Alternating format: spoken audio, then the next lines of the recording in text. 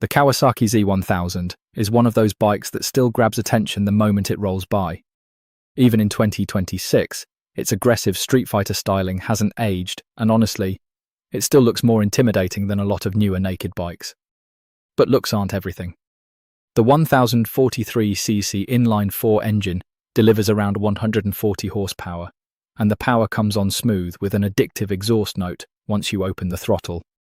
It's fast, responsive, and surprisingly comfortable for everyday riding. Handling is another highlight. The Z1000 feels planted through corners and gives you plenty of confidence, whether you're carving twisty roads or cruising through the city. That said, the suspension can feel a little firm, and compared to modern rivals, it lacks some of the latest electronic rider aids. So, is it worth your money in 2026? If you want cutting-edge technology, there are newer options. But if you're after raw performance, timeless styling, and one of the most exciting inline-4 engines in the naked bike category, the Kawasaki Z1000 is still a fantastic machine that's absolutely worth considering.